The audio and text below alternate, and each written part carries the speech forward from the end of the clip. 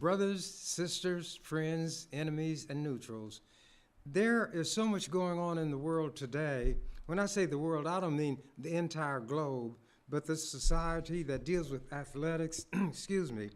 One player named Tyreek Hill was stopped. He plays for the Kansas City Chiefs by a cop who'd had two, excuse me, complaints about inappropriate stops and mistreatment of people. We have seen that there are some national cases, which I'm not going to go into detail on, but you know that your former president is a 4 times felony convict, and he whines, and everything is everybody else's fault. And he reminds me of that song by the Temptations, or well, anyway, not the Temptations, but they say, who's always running in the halls? Who's always writing on the walls? Who's always throwing spitballs? Yes, who? Who, me? Yes, you. He walks in the classroom, cool and slow. Who calls it to English? Teacher Daddy-O, Charlie Brown. Charlie Brown. He's a clown, that Charlie Brown. He's going to get caught, just you wait and see. And his line was Trump's, why is everybody always picking on me? No, he's like cotton, though. There's a lot of picking because a lot of picking is in store. Trump's running mate is the one who said that Haitians, black people, immigrants who are legally in a city called Springfield are eating the pets, the dogs and cats, which has caused such an uproar that schools had to be closed. There were bomb threats and all kind of nonsense such as that. But sports are really dominating the airwaves, so I decided I would talk about some things relative to athletics where I had some degree of involvement. But as an intro, there was an article written in the school newspaper, the university paper, and it said the following, and this was from 1997. Chambers doesn't always wait to be asked for help. If he sees problems, he steps in. In 1987, a grieving father in Ashland dug up the coffin of his 9-week-old daughter who had recently died of sudden infant death syndrome. He brought her to the hospital saying she was ill. The county attorney planned to charge him with illegal exhumation, which could have brought prison time and a $1,000 fine. See, he dug the infant up and took her to the hospital. Chambers wrote the county attorney saying, quote, he needs compassion, understanding, and perhaps treatment, but nothing will be gained by society or the man if he should be taken through a trial, convicted, and either imprisoned or fined. The county attorney reconsidered his decision and did not prosecute. There are things that happened on the university campus involving female athletes and even a coach that drew me into that sphere. And here is one item. This was from the Daily Nebraskan, February 21st, 1997. When NU women's basketball coach Angela Beck was offered a contract that awarded yearly salary increases based on attendance, Chambers sent an outraged letter to UNL's legal counsel. He said the contract equated Beck with ladies of the night, who must also bring in paying customers.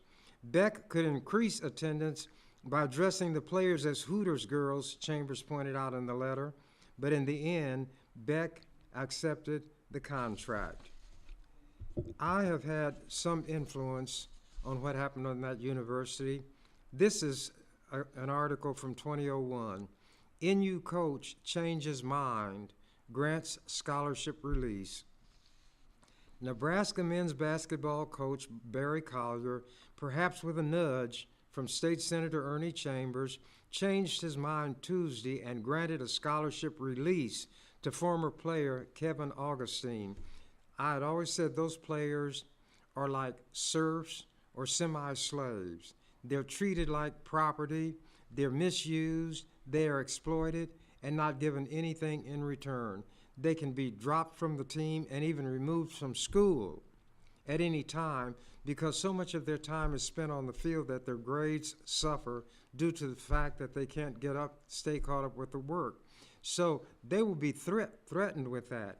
And under the NCAA rules, the National Collegiate Athletic Association, if a player had a scholarship at College A or University A, and he wanted to leave because he had a family matter at home and he wanted to enroll at a university in his hometown, then if the school he was attending did not release him as you release a slave from the plantation, he could not play at the other school, and the school could not allow him to come and get any assistance.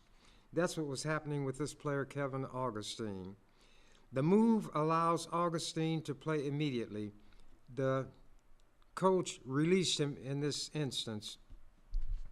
The move allows Augustine to play immediately at Biola University, a small NAIA school in Los Angeles, instead of sitting out 10 games, according to NCAA athletics transfer rules. Collier, the Nebraska coach, took heavy criticism on the issue last week from Augustine's father, Irby, who called the action punitive and, quote, sticking it to my 22-year-old son. Kevin Augustine left Nebraska for his hometown of Los Angeles in part to be closer to his mother, who suffers from colon cancer. Collier's initial response for withholding a release, quote, I would be rewarding Kevin for breaking a commitment and encouraging future players to walk out on their commitments, unquote. When asked Tuesday why he changed his mind, Collier said only, I just want to move on. Chambers of Omaha said Tuesday that he became upset about Collier's actions upon reading Saturday's story in the World Herald about Augustine.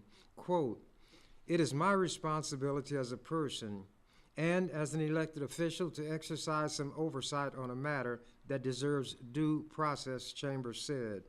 Acting on his own, Chambers said he contacted an NU official about Augustine's situation and distributed copies of the story in Lincoln on Monday. That meant to the members of the legislature.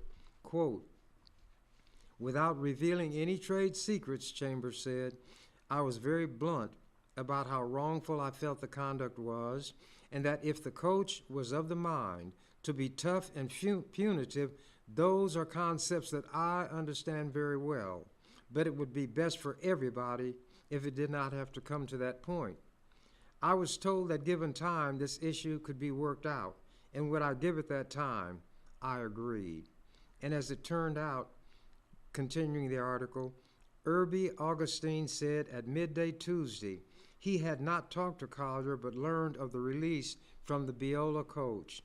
There are no winners in this situation, Irby Augustine said from Corona, California. There is no gloating on this end. We're just happy this has been resolved, and we wish everyone back there good luck and a good season. There are things that happen to these students, whether athletes or not, and when they are from far away, the college or university administrators know that they are unsure of themselves, they lack confidence, they may not even have a way to get back home right away, so they can be misused and abused. I didn't like to see that happen.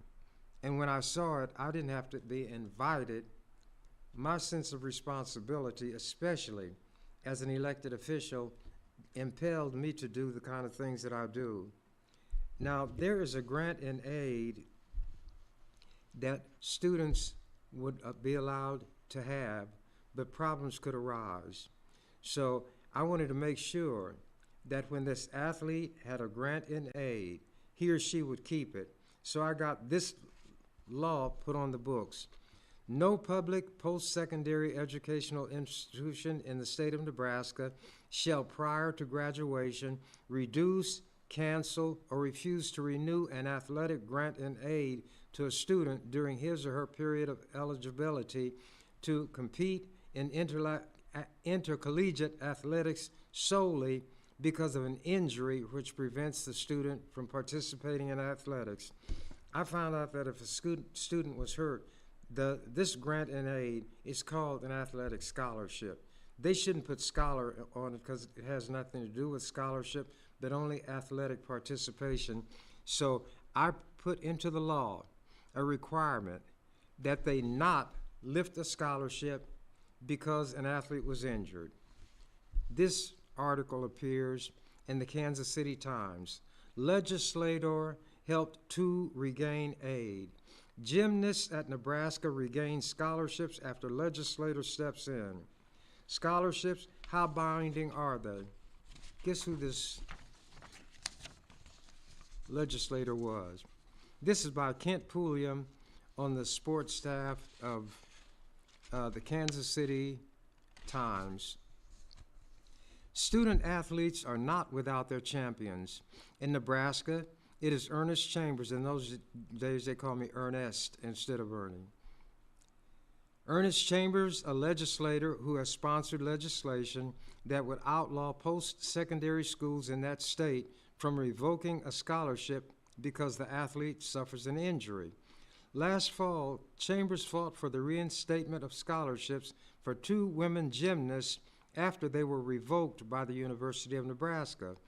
Janet Hollings and Renee Gould, then members of the Nebraska women's gymnastic team, each had a full scholarship when they suffered injuries during the 1985-86 school year.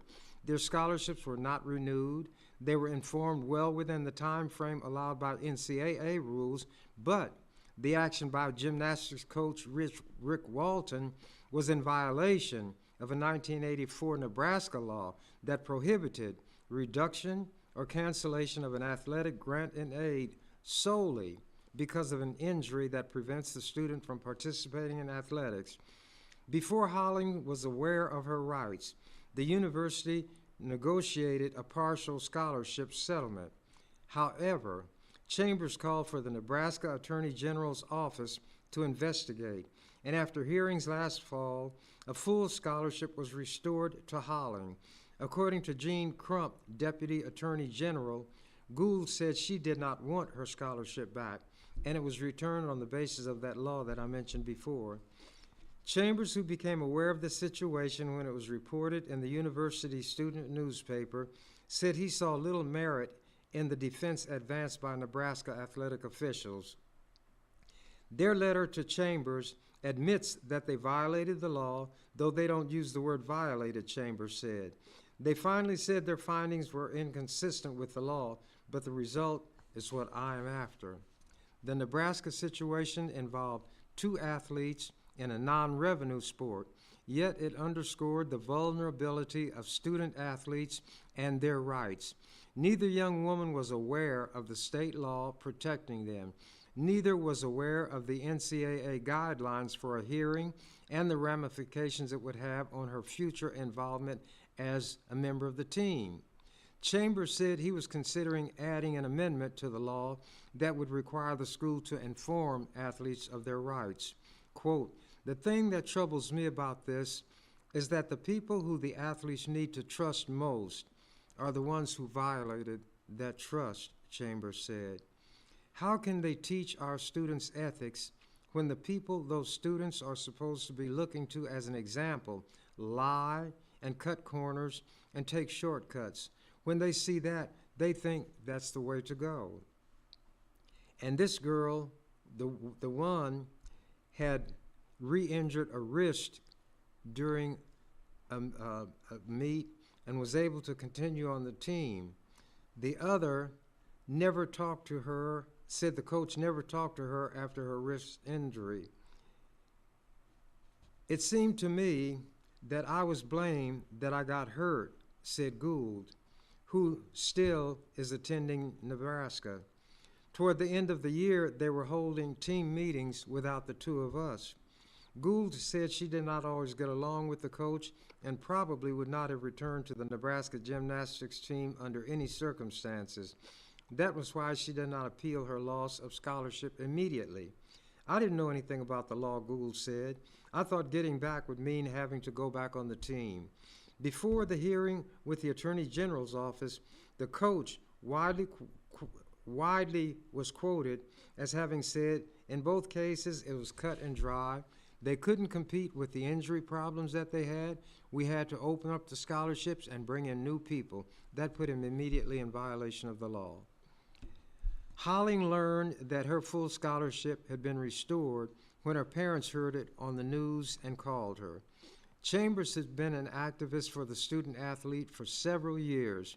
Some athletic officials characterize his efforts as unnecessary, but less than 2 years before the gymnast scholarships were revoked, the Nebraska faculty representative testified in front of the Nebraska Legislature that no athlete at Nebraska ever had lost a scholarship because of injury. During a hearing with the Committee on Education, January 24, 1984, James O'Hanlon, faculty representative, testified in the following manner. At the University of Nebraska-Lincoln, if an athlete is injured, he or she is continued on a grant and aid until eligibility is exhausted and or time of graduation. This bill, talking about mine, is consistent with what we do as practice, and in that sense, we're comfortable with it. But in that sense also, we're not sure it's needed. It clearly was not done in that fashion in this case, and had Chambers not intervened, nothing had been done. Neither the ladies nor their parents contacted me about the role I played, but that's the way it is. They don't need to contact me. My job is to do it, and I don't have to be thanked for it. Thanks was not a part of my pay, by the way. Now, here's something. There was a guy named Budge Porter who had broken his back, and while they were practicing or playing, they got a door from someplace, put him on that door, put him on the door in the back of a station wagon and took him to the hospital. I thought that was horrendous. His family had a devil of a time trying to pay the costs of his care and treatment. Once again, since this person had been performing work, I consider athletes workers, unpaid at the time, the university, the state, should pay whenever an athlete is injured. So here is the law that I got put on the books.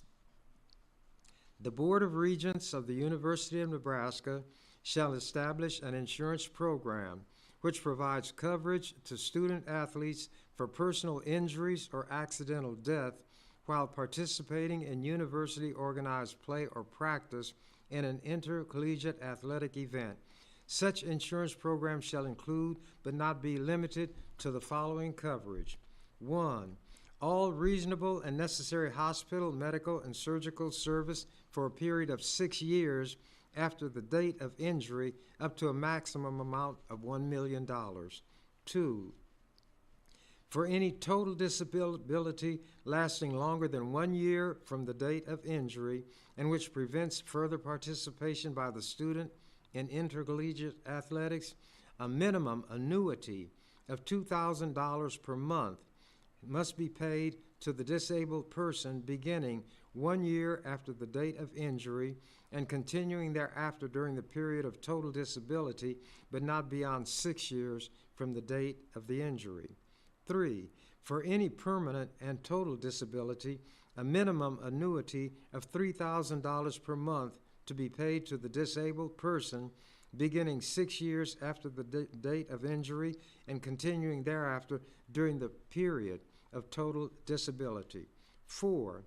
Any permanent, and it went on to deal with permanent partial disability, then for accidental death or dismemberment while participating in the university activity, The plan shall provide for payment of a lump sum benefit in the minimum amount of $100,000. Such insurance program may include self-insurance, et cetera, et cetera. Now, it was obvious to me that these kind of protections were needed. But here I am, a black man, a young black man, from the ghetto, as they called it. We are supposed to be subhuman. Yet here I am, in a legislature with 48 white people, in a state where over 93% of the people are white, and not one of them thought it was necessary or appropriate to do the things that I immediately saw as being needed. As soon as something came to my attention, I would address it. And that's the way I conducted all of my affairs in the legislature. Nobody had to tell me. When I saw something wrong, I acted. That's what I agreed in my mind was going to be my responsibility when, at what they call the swearing in, I gave the affirmation that I would discharge the duties of that office to the best of my ability. Well, apparently, the best of my ability far exceeds that of the 48 other people, all of whom were white, and the problems that I was solving involved their children, their athletes, and so forth. Obviously, I had in mind the black football players at that school, but really, any athlete was like an employee. They had to work regular hours. They spent more hours outside the classroom than in the classroom. They had assigned duties. If they didn't perform them satisfactorily, they could be fired. Now, there were students, journalism students, who worked for the student newspaper. They received pay.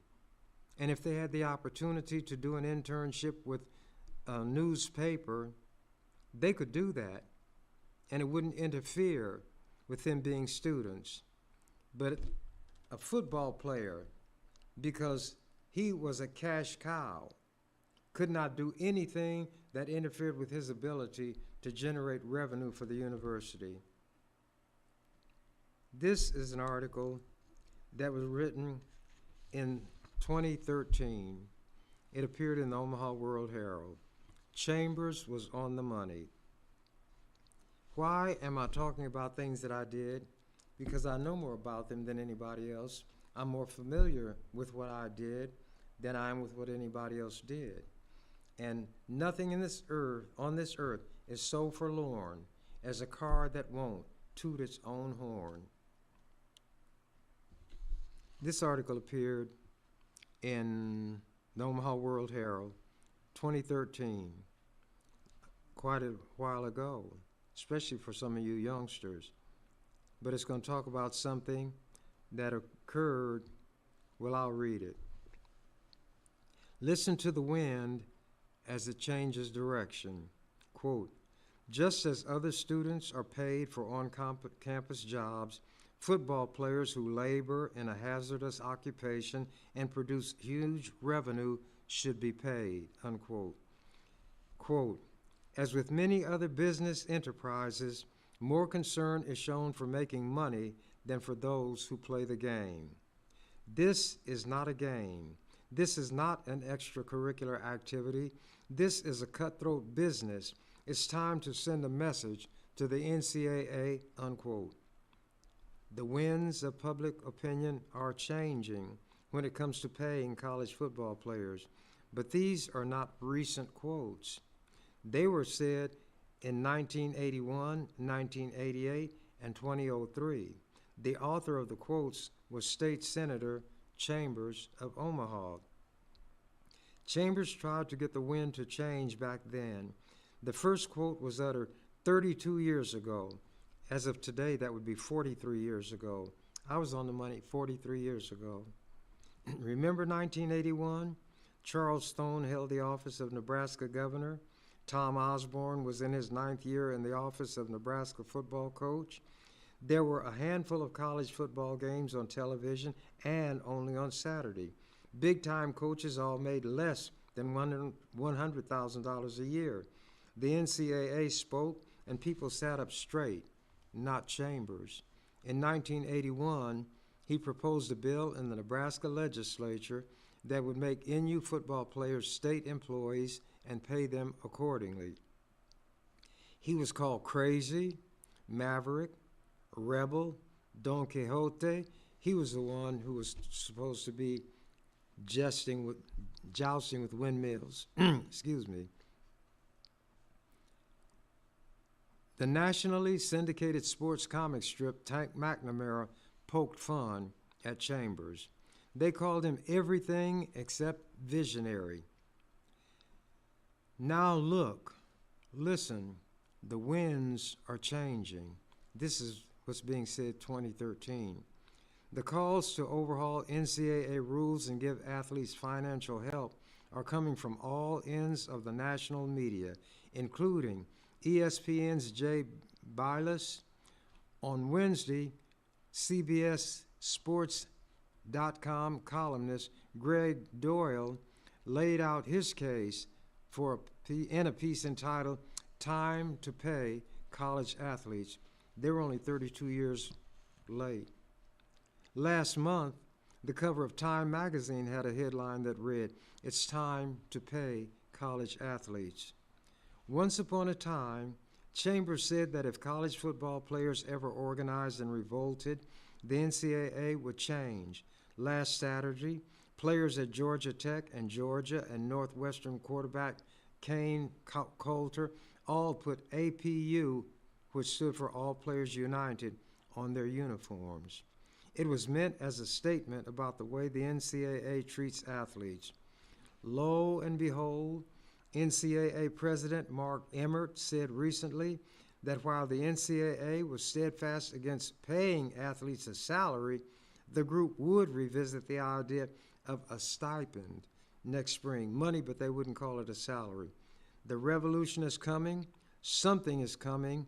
You can see it. You can feel it. That's what this writer, this is Tom Chattel, by the way, who still writes for the World Herald. On Tuesday, I went to see Chambers in his office at the state capitol. I went to see if those winds had found their way down the quiet first-floor hallway and past the hardwood door of the senator's office.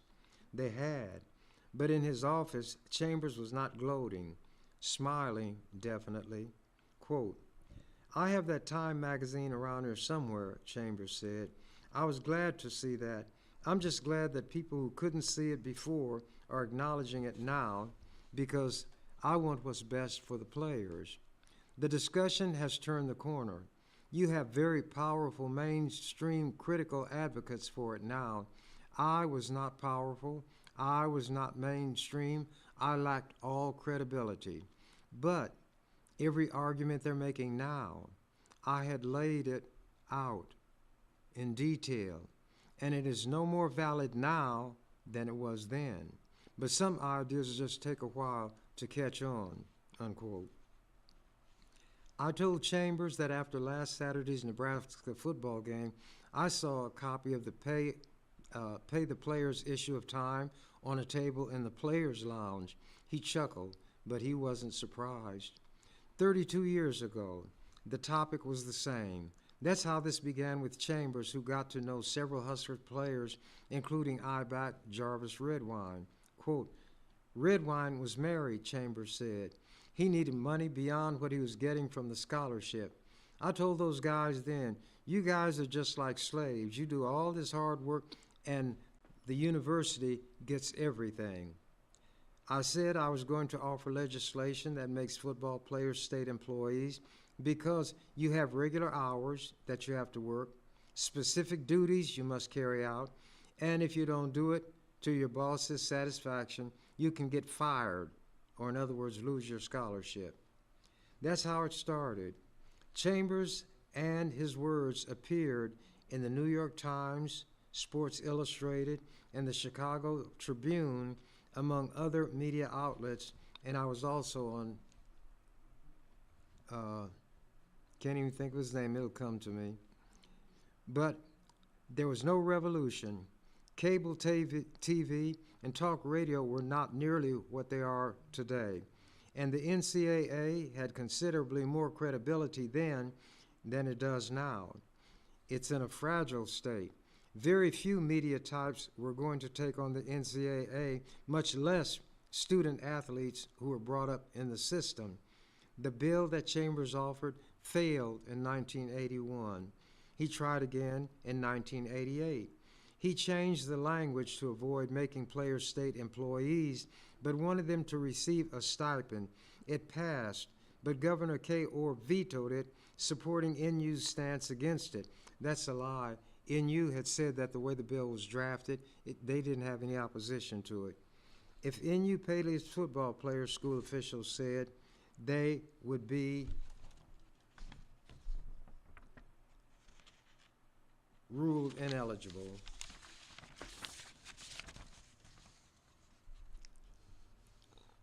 Ruled ineligible by the NCAA. Another attempt failed in 2003. Chambers forged on. Along the way, there were victories. He succeeded in getting the NCAA to pay the full Pell Grant money to athletes. He fought and won insurance for Nebraska athletes who suffer any personal injuries during university-related practices or events. He also fought and won a battle to prevent revoking an athlete's scholarship because of injury. Now, these things seem logical and reasonable, but at the time I came along, they were not even done. It's funny how quickly people will feel that something everybody was against, once it's done, is the thing to do. But this goes on to point out my seeing what others didn't see. There was also a copy of a letter to Chambers from former LSU basketball coach Dale Brown, who had won national championships in basketball, dated June 27, 1988, congratulating Chambers for his efforts, adding, "Keep up the fight, we shall overcome. Remember, evil flourishes because good men do nothing," unquote. And there were quotes from Chambers in various articles concerning a need for a super conference for schools that could afford to pay players to play each other. And now they're talking about such a conference. And you can see the Big Ten, it has more than 10 teams. There is no longer a Big 8. The Big 12 changes. Those schools that want to pay are forming these big conferences, and the little schools that can't pay, they can still play intramural football like the Ivy League schools. And there were quotes from Chambers in various articles about the super conference. Amazing. Didn't Big 12 Commissioner Bob Bowsley strongly hint last summer of the formation of a Division IV so power schools could play by similar rules, including offering money? And that's what I had said all those years ago. I did see that article, Chambers said. I advocated a super conference. The teams that can pay will play. If you can't pay, don't play. Have intramural football be like the Ivy League schools. These games against schools like South Dakota State are almost criminal. I was always against the brutality of the game, the vicious hits that people applaud. The announcer says, "He cleaned his clock," which means rendered the other player unconscious. I never saw sport in that. The games against these smaller schools shouldn't be played, and Nebraska's playing some of them now. I always respected Oklahoma's Brian Bosworth. He said, "We always like to play Nebraska because we know we're picking on somebody our own size." He didn't want to play against these little schools that the administration scheduled to pad their record. Chambers said he never advocated a players' union or a widespread protest, but he is not surprised by the APU story years later. The man looks like a visionary, light years ahead of his time. That's Chambers. But he says none of that matters, and he says no credit is necessary. What matters is that a boulder he tried to push up the hill in 1981 is rolling downhill in 2013 at a rapid speed, and one word from Chambers sums it up all. Finally. And he wouldn't be surprised if the idea grew. I never thought I should do it, Chambers said. I thought it should be done legislatively by the adults who should care about these players. What I said was, if that day ever comes, the NCAA will be in trouble. If the players rebel, a way will be found to do this, and the NCAA and everybody who says there's no money for the players, they will combine to make sure these players get something, because the players are the meal ticket. They're the goose who lays the golden egg. Chambers has always been realistic about this, even back to 1981. He says education should mean something. He also says some athletes belong in college and some don't. His argument is that the scholarship is not enough. That was the point made by CBS Sports commentator Dora. And by the way, I was on Phil Donahue's show against the head of the NCAA and Michigan State's football coach, and an audience full of people who were against players being paid. But I was never intimidated by a crowd. I never needed a crowd. If I believed something, I would do it. And when I believed it, it was my responsibility.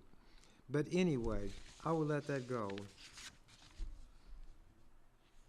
Here was something that related to the mistreatment of female athletes, and most of them were white, just like the two that I helped get their scholarships back, the gymnasts.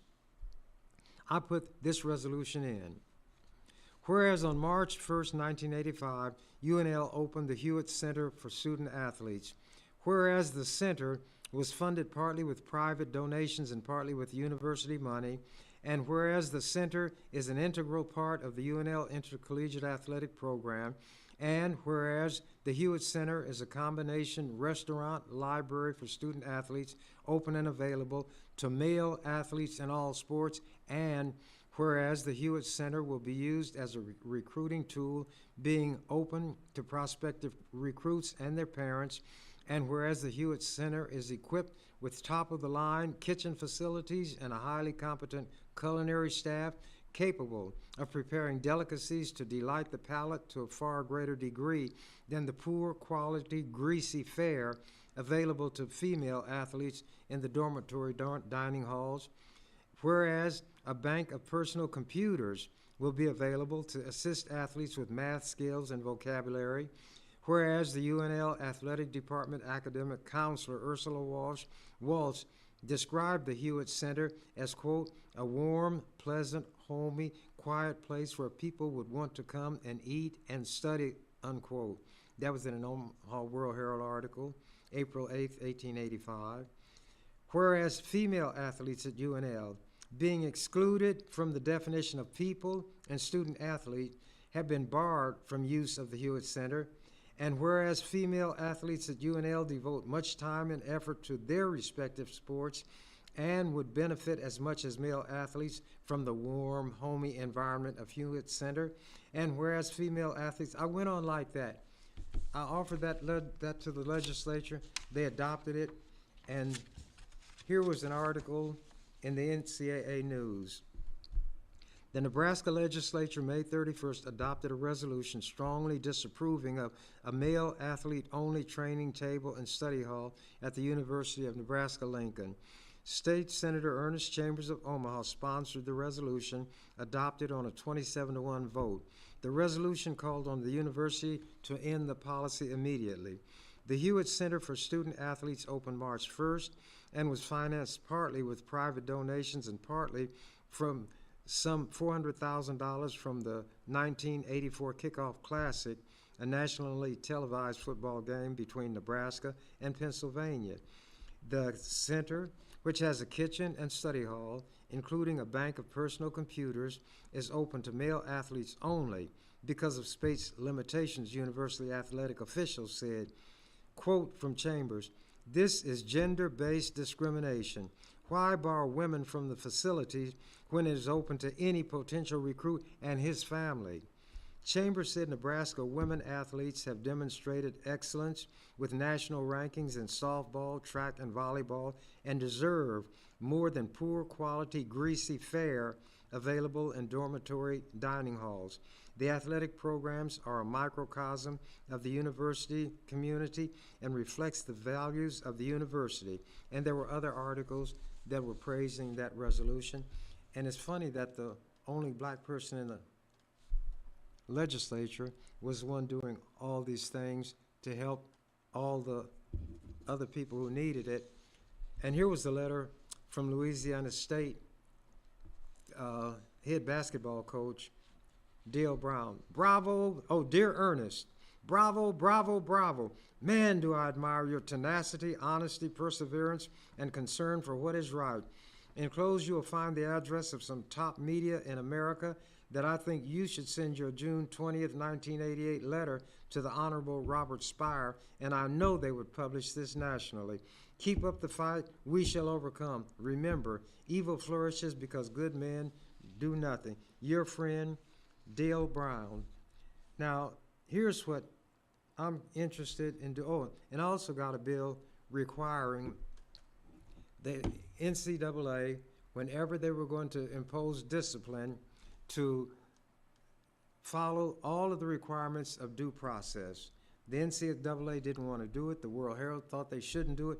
But I said to the legislators, if you pass this, other states will jump on it, and that's what they did.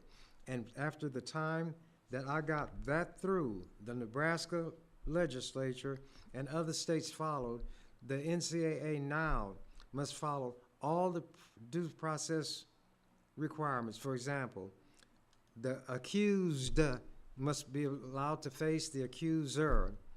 If a ruling is made that the accused wants to appeal, anybody involved with making that initial decision could be a part of that. In other words, it's very similar to what might happen in court.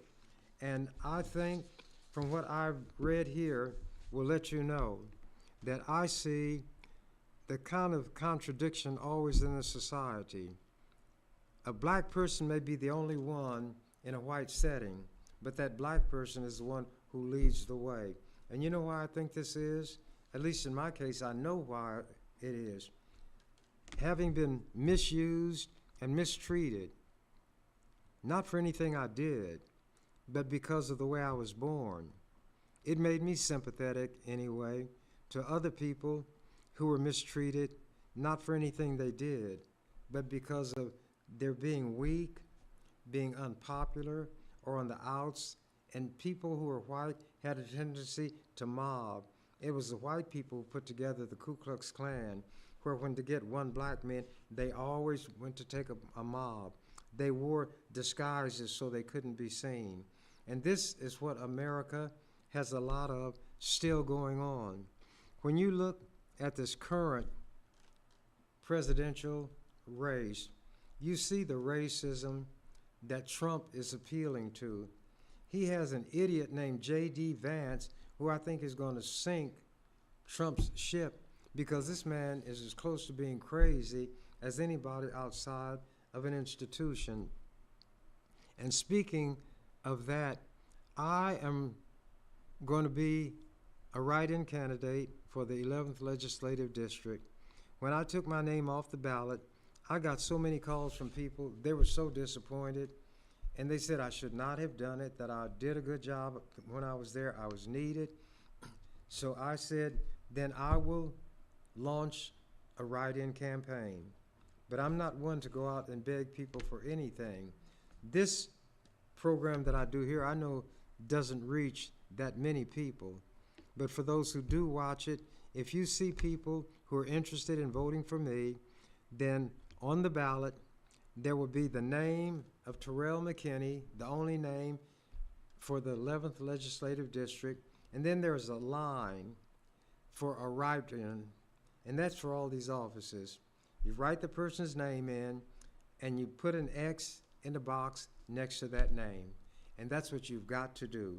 So if you want me back in the legislature, which a lot of people don't, they fear it, worse than the plague, worse than COVID, write my name in, and if I win, then we will have a good time, I assure you. And now, as I always end these little set twos, as said the canary, when he became aware that the door to the cage was open, I'm out of here. You've been watching The Ernie Chambers Show. If you'd like to leave suggestions, email us at ewcfacts@gmail.com. That's ewcfacts@gmail.com. This is an EWC Communications production.